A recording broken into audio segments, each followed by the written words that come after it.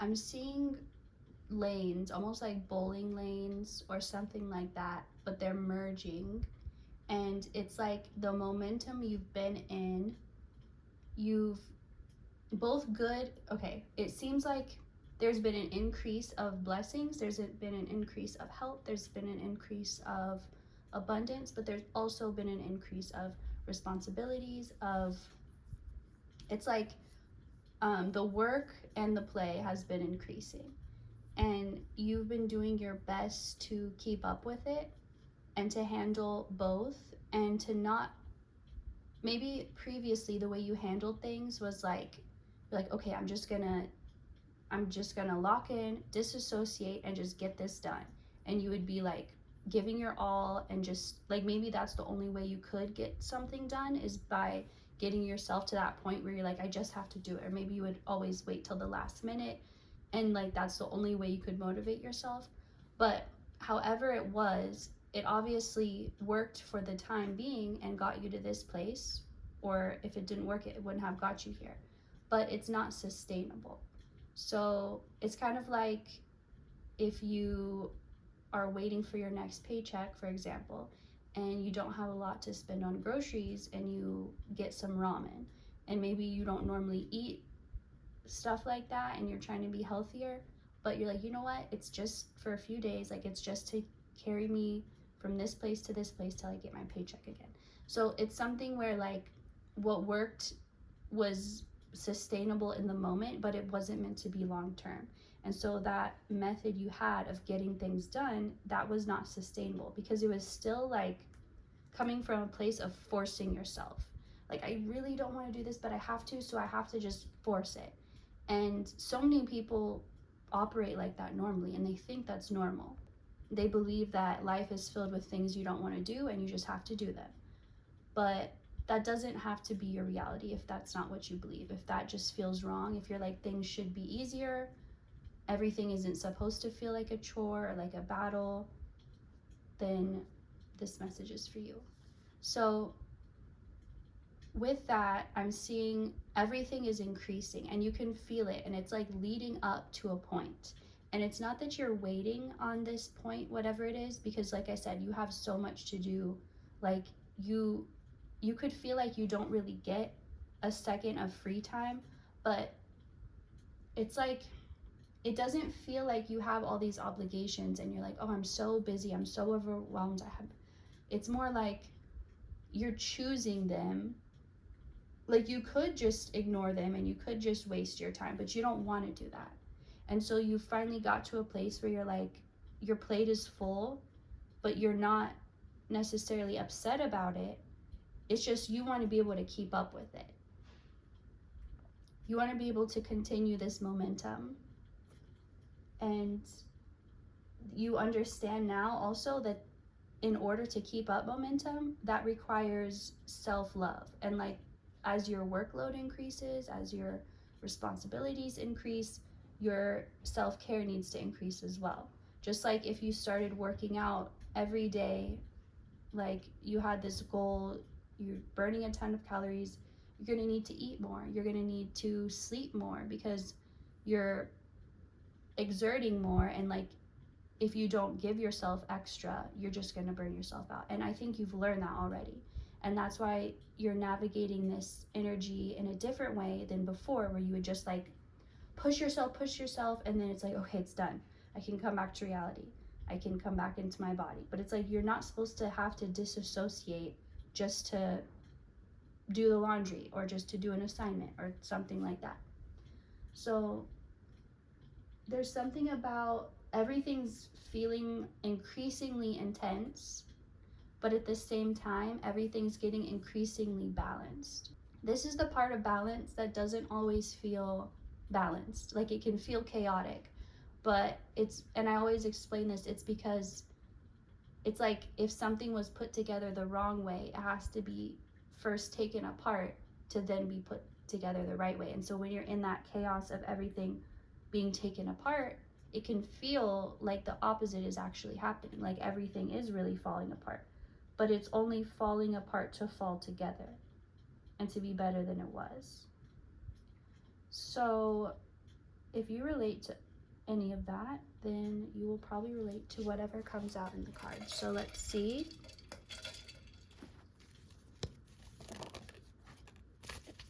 Page of Cups, reversed, Three of Wands. Forgot what it was for a sec. So I feel like this is you.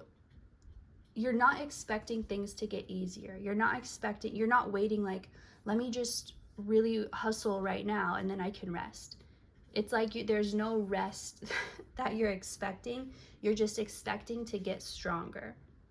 So for example, going back to the working out example, it's like you don't start working out just so you can go and relax. Like the point is, it's something you want to continue. It's something like, if you want a more active lifestyle, you're not going to go to the gym for a week and be like, okay, I did it. Like it's something that you're not expecting to end it. And so you're not looking forward to that, like, oh, then it'll be released, then it'll be easy. But because you're not looking for that, it's almost like you're not putting out the signal that, like, I'm suffering, I'm struggling until it gets better. You're no longer putting out that signal. That was the signal you were putting out for the longest time. Almost like you felt like you had to apologize or excuse yourself. So like I was saying, previously you were putting out this vibration of like, I'm not there yet. I'm sorry for how it looks, or I'm sorry for, like, don't. It's kind of like when you go over to someone's house and they're like, oh, it's so messy, like, I'm sorry, like, just, I didn't have time to clean up. It's like you were trying to be like, this isn't the real me, or like, this isn't my final form, but I'll get there. I'm on the way there. And so it kind of kept you stuck in that place for so long of like, I'm not there yet, but it will be soon. And it was like it never fully happened because you kept putting out that energy of like, I'm not where I'm supposed to be. I'm not who I'm supposed to be, but I will be. And so now that you're not expecting that, it's kind of like the idea of people, like when you're a kid, you're like, oh, I can't wait to turn 16 and drive. Or then you're like 16, I can't wait to be 21. Or I can't wait, then you turn 21. And it's like, I can't wait to get married. You get married. I can't wait to, and you're always like waiting for the next thing. Like, oh, then I'll retire. Then I'll do this. Then, and it's like you get to the end of your life and realize that was the whole thing. Like I wasn't waiting to get to a point. It was the whole point.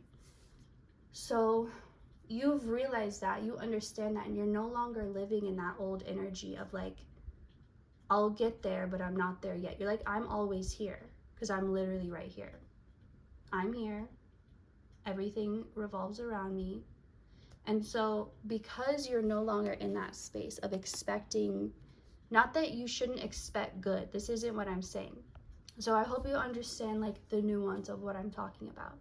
This is like saying it's not good now, but it will be. And so now you're putting off the vibration of, not that you're like, it's not gonna be good, but you're fully committed to where you are.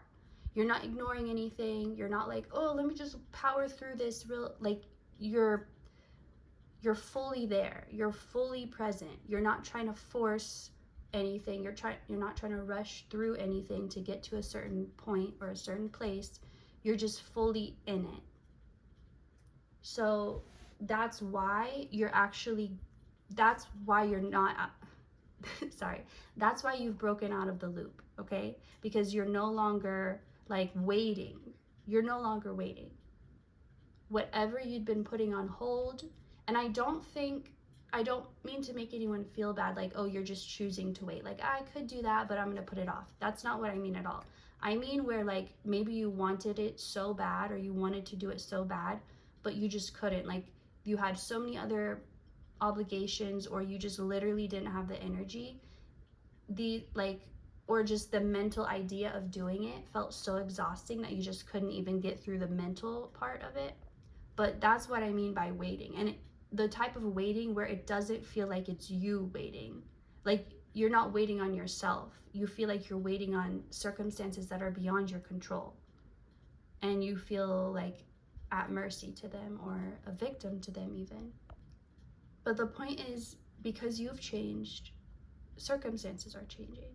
So all those circumstances that you didn't feel in control of, instead of trying even more ways to figure out how to control it or how to change it or how to influence in some way, you change yourself and let the circumstances change around you. And that's what's happening.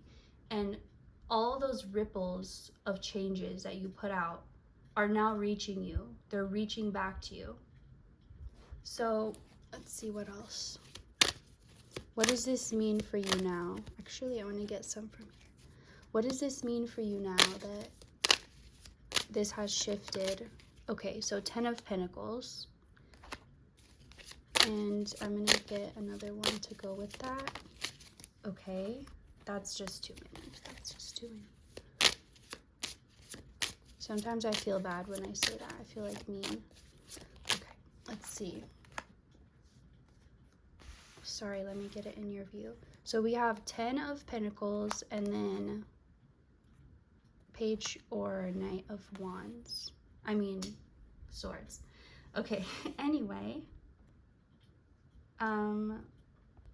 So the difference now is that as your life starts to get better, I mean, it already has, but you believe it now. You're not writing it off. You're not like, oh yeah, so it's kind of like before you were in the energy, like if someone were to be nice to you, you'd be like, and I feel like that I was talking about this in my most recent last video, but it's like someone does something nice for you and you're like, okay, what's the catch? What do you want from me? What's your real intention? Like, there's no way that it could actually be someone's just being kind or someone just wants to give to you. It's like, oh, there has to be another reason. There has to be an ulterior motive. And now you're believing, like when someone's kind to you, you're believing it, you're accepting it.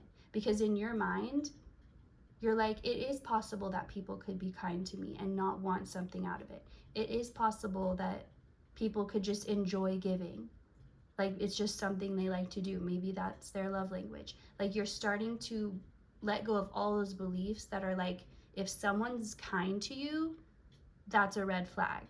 You need to find out why, and you need to find out what they really want. So that's all leaving behind with this energy of like waiting, which it could be connected, but I'm not feeling guided to go into how that is because it's kind of irrelevant. But at the same time, you'll know if it's relevant for you and the message will come through. So like I said, you're believing now in the good. And it's like, you know how belief is everything. So there's something about, okay, you've probably seen the movie Elf, where at the end, and if you haven't, at the end, like Santa's sleigh needs more juice or more like magic fuel to fly. But because nobody believes enough, it's like it was fueled by people's belief in Santa and in Christmas and all that. And so at the end, everyone starts to like lift their Christmas spirits. They start to believe again, and then it powers his sleigh. So that's what's coming through. It's like that belief, that was the fuel, that was the magic, that was the power. And now you have that. It's almost like your life couldn't get better until you believed that it could. And it's not that you didn't believe that it could, but you didn't trust when it started to. You were too much in your survival mode. You were too defensive. And you had to calm your nervous system down. You had to calm your spirit down to the point where it believed in the good that was happening. And the thing is, you have discernment. So you'll know right away if something is off. And so if you don't feel that, you don't need to search for it. That's something really big coming through. I'll say that again. You have discernment. You know right away if something's off. If something is not off, you don't need to search for it, okay? You don't need, it's like you're protected. It's like a celebrity who has bodyguards and they're going out and they're like trying to fight and defend themselves. Like, that's not your job. You have bodyguards. You are protected. You don't need to do this on your own. it's like you could have felt for so long like the only thing holding you back was you, and that the only true thing that could ever stop you is you. And but you were not in the empowered state of that. You were in the frustrating state of it, because it's like you knew you were blocking yourself, but you didn't know how to get out of your own way, and you were trying everything, and you're like, and it was so frustrating because you're like, it's up to me, like I can't blame this on someone else. I have to make this happen, but I don't even know how. Like I don't even know how to stop stopping myself, or how to stop blocking myself. But you have stopped because you believe.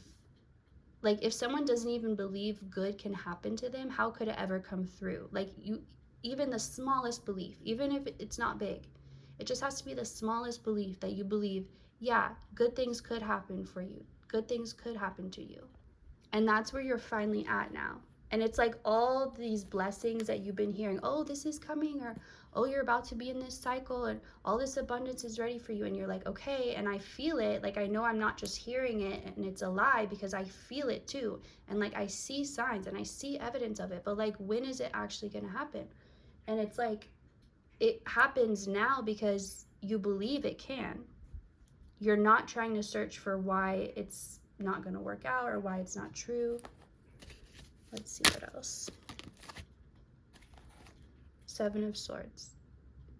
So this card, or this whole deck, the images are slightly different than like the traditional, but this one's standing out to me here because, hang on, let me focus, because it's like, you can see it's almost like two different, right? Or wait, split. I think it's split like this actually. So here she is, and like she's disassociated. She's not even in the moment, right? And like she has all these dark clouds above her, and these swords could fall at any time. She's just kind of like at the mercy of whatever the circumstance. And he's over here, like no clouds in his sky. He has all these swords facing down, like he could use them. He's just playing his music, but they're both in the same scene. So to me, this is depicting how your own mindset and your own belief can literally shift your experience and your reality. So the only real difference between these two is what they're thinking and what they're believing, like what they believe to be true. So you're coming out of this, keeps unfocusing, coming out of this, and now you're here. And you're not looking outside of yourself for proof that something's real or that it's not. You trust your own discernment. You trust your own intuition. You don't second guess it. And that was vital. You needed to have that bond like this with your intuition, where you don't second guess what it tells you, because it's almost like, not that it's useless, but it's a lot harder to help you when you second guess what it says. And I'll give you an example. So I'm thinking about when my cousin got a brand new car, and it was like this nice fancy, I think it was a Dodge, but anyway, she was so scared to like switch lanes because she felt like she couldn't see that well into the other lane, and she didn't want to get hit. And so she would tell me, she's like, tell me when I'm clear to switch lanes. I'm like, okay. And I would like wait, and I'd be like, okay, go now. And she would be like, wait, but there's, and I'm like, no, you should have gone when I said, but now you waited too long. So it's pretty much useless, like me trying to help her, because it's like, I'm not saying she didn't trust me. I don't know what, I'm just saying like, when your intuition tells you, do this now, and you're like, let me double check. It's like you kind of miss that opportunity, you know? So it can't be as helpful for you when you're not trusting it. It's like it kind of defeats the purpose. It wants to give you an edge. It wants you to feel like you have the cheat code in life. Like you don't have to do things the hard way. You don't have to do it the long way. So anyway, that's all coming from that. Let's see any other messages that want to come out with this message. Any other things?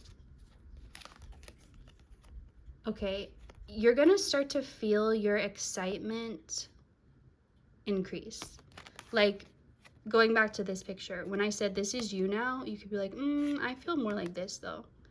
But you could feel also like you just don't have dopamine anymore. Like it just doesn't exist. Like you just can't get it and you'll never get it. And it doesn't matter what you do or achieve, it's just not going to come. So understand that this is another part of that ripple where this positivity, this belief that things are good is going to come to you.